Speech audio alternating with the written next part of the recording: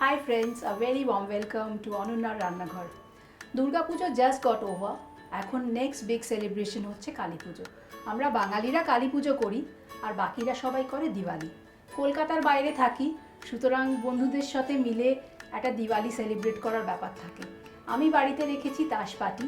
শিখে নিন আমার রান্নাঘরে তাশপাটির একটা স্পেশাল সেলিব্রেশন রেসিপি, কালো জাম। আমরা ওটা কলকাতায় খেয়ে থাকি, আমার রান্নাঘরে শিখে নিন কেমন করে বানায় কালো জাম। শুরু করছি কালো জাম বানাতে। মিল্ক পাউডার 1 কাপ নিয়েছি, 1/4 কাপ ময়দা, পনির 50 গ্রামস, खोआ खीर और मावा 50 ग्राम्स, a tablespoon of সুজি or রাওয়া, আর কয়েকটা দানা এলাচ দানা, বড় এলাচ কিন্তু। আমি সব কিছু এবারে মিক্স করে নেব। মিক্স করব এমনভাবে যাতে একটা স্মুথ ডো ফর্ম হয়। সো একটু সময় লাগবে। যতটা ময়েশ্চার আছে পনিরে আর খোয়া ক্ষীরে, সেই ময়েশ্চারটাই ইউজ করে আমি পুরো জিনিসটা মাখবো। হয়তো একটু জল দিতে হতে পারে, কিন্তু মোস্ট প্রবাবলি জল দিতে হবে না, আমি এটাতেই ম্যানেজ করব। দেখি।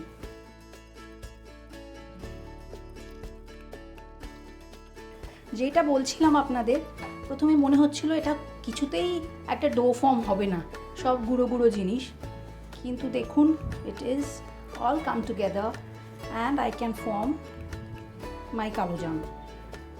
একটা লাস্ট ফাইনাল জিনিস অ্যাড করব, সেটা হচ্ছে একটু baking powder, baking soda. Baking soda দিলে কি হবে, লাইক 1/4 টিস্পুন।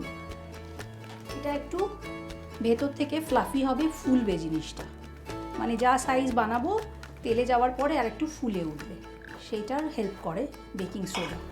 তো এখন আমি এক একটা জিনিস নিয়ে একটু ডো থেকে নিয়ে পোর্শন আউট করে গোল গোল ফর্ম করে নেব।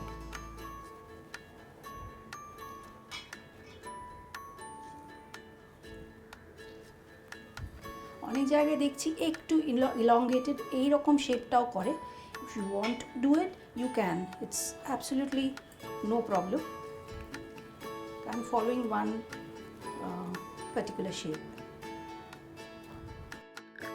এবারে কালো জামগুলো তৈরি হয়ে গেছে, আমি ফ্রাই করব আর চিনির রসে ফেলবো। গ্যাস অন করছি, তেলটা একটু গরম। খুব গরম হিটেও আবার এটা ফ্রাই করা যায় না, একটু মিডিয়াম লো হিটে ফ্রাই করতে হয়। গোল্ডেন ব্রাউনও বলবো না, একদম একটু কালো।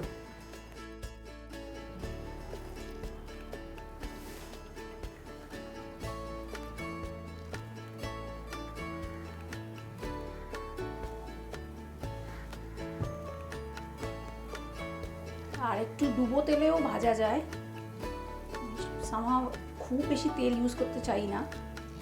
মিষ্টির দোকানে যখন হয় তখন একদম এক কড়াই তেলের মধ্যে পুরো ভাজা হয়।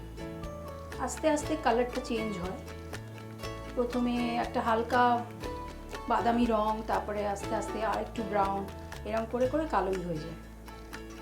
আর এদিকে বলে রাখি, আমি 1 কাপ চিনি, 1 কাপ জল আর একটু এলাচ দানা দিয়ে একটা চিনির রস ফুটিয়ে পাশে রেখেছি।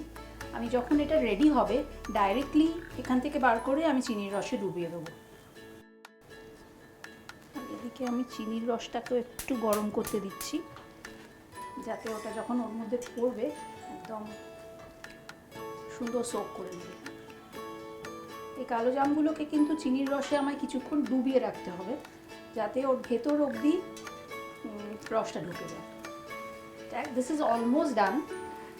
একদম dark brown, blackish brown colour চলে এসছে, আমি যেটা চাইছিলাম।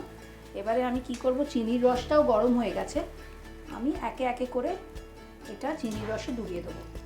কিন্তু চিনির রসে আপনাকে কিছুক্ষণ দিয়ে রাখতে হবে, অ্যাবাউট 15-20 মিনিটস, তারপরেই খাওয়া যাবে, তাহলে রসটা একদম ভেতরে ঢুকে যাবে।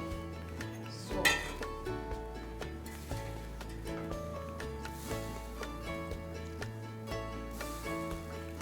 আর অন্য বাসনে নেওয়ার দরকার নেই, ডাইরেক্টলি এটা থেকে এটা ট্রান্সফার করে দিচ্ছি।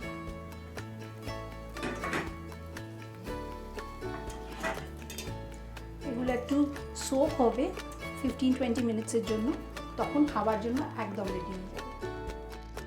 রেডি হয়ে গেছে আপনাদের জন্য একটা ভেরি পারফেক্ট বেঙ্গলি কালো জাম মিষ্টি, যেটা একটা ভালো বেঙ্গলি সুইট। এটা নট সো বেঙ্গলি তাস পার্টিতে অনায়াসে সার্ভ করতে পারেন। শিখে নিয়েছেন এখন রান্নাঘরে, ট্রাই করে ফেলুন নিজের রান্নাঘরে, আর আমাকে লিখে জানাতে ভুলবেন না কিন্তু কেমন হলো। সবাইকে জানাই শুভ দীপাবলির একটা শুভেচ্ছা, আর ভালো থাকুন, ভালো খাওয়ান, ভালো খান। Let the festival of light illuminate your lifes. Share করুন, কমেন্ট করুন, লাইক করুন, সাবস্ক্রাইব করতে ভুলবেন না কিন্তু অনন্যা রান্নাঘরে।